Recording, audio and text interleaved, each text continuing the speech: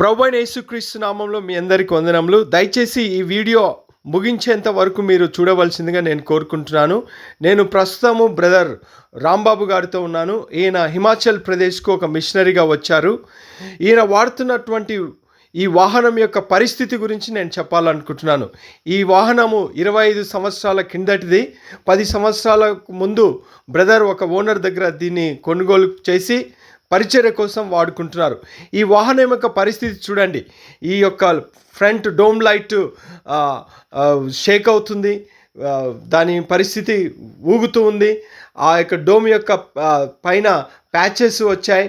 లోపల నేను engine start అయ్యేటప్పుడు అది సౌండ్ చేయడము, ప్రారంభంలో ఎలాంటి షేక్ అవుతుందో, ఎలాంటి కదలికలు చేస్తుందో నేను కళ్ళారా చూశాను.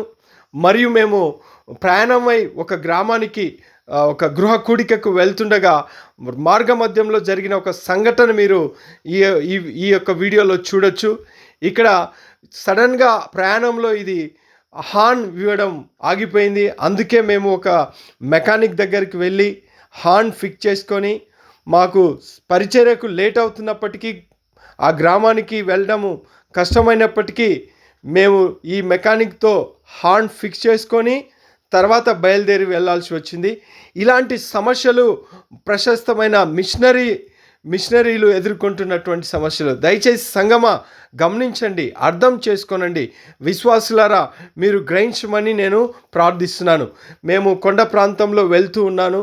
ఈ విధంగా వీరు అనేకమైనటువంటి ప్రాంతాలకి, గ్రామాలకి విశ్వాసులను కలవడానికి వెళ్ళాల్సి వస్తుంది. దగ్గరగా 20 నుంచి 70-80 కిలోమీటర్లు వీరు ఎండలో, వానలో, మరి ముఖ్యంగా హిమాచల్ ప్రదేశ్లో చలిలో ప్రయాణం చేయవలసి వస్తుంది. అందుకే వీరికి వాహనం అనేది చాలా అవసరము. ఇది లగ్జరీ కోసం కాదు, లేకపోతే ఏదో పర్యటన కోసం కాదు. వీరికి ఉన్నటువంటి నిజమైన అవసరం. మనం చూడండి, సంఘంలో ధనం గురించి, ఆరోగ్యం గురించి, ఐశ్వర్యం గురించి బోధించేటటువంటి సేవకుల దగ్గర ఎలాంటి వాహనాలు ఉన్నాయి, అలాంటి సంఘాలకు వెళ్తున్నటువంటి విశ్వాసుల దగ్గర కూడా ఎలాంటి కొత్త వాహనాలు, వరల్డ్ క్లాస్, ప్రపంచంలో పేరు గాంచినటువంటి బ్రాండ్స్ ఉన్నాయో మీరు గమనించండి.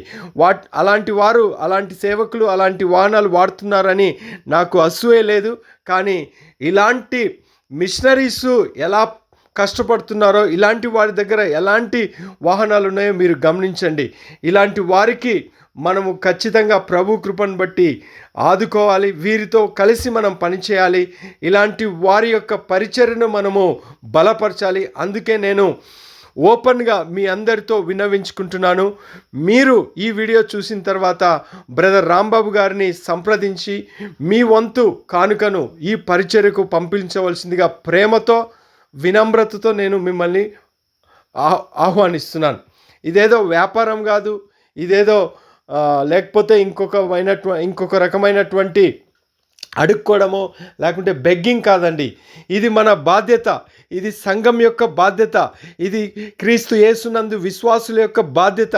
కాబట్టి మీరు దయచేసి మీరు ఈ యొక్క కుటుంబానికి, ఈ యొక్క హిమాచల్ ప్రదేశ్ మిషనరీ సేవకు మీ వంతు బాధ్యతగా మీరు ముందుకు వచ్చి ఈ యొక్క పరిచర్యలో పాలిభాగస్తులు కావాల్సిందిగా నేను ప్రేమతో ఆహ్వానిస్తున్నాను. ఈ యూట్యూబ్ లింక్ కింద మిషనరీ గారి యొక్క నెంబర్ ఉంది. మీరు ఆయనకు ఫోన్ చేయండి, ఆయనతో మాట్లాడండి. మీరు చేయవలసినటువంటి బాధ్యతను మీరు ఖచ్చితంగా నెరవేర్చాల్సిందిగా ప్రేమతో ఆహ్వానిస్తున్నాను. ఇది మీకు ఒక అవకాశం. ప్రియమైనటువంటి విశ్వాసులారా మరియు సంఘం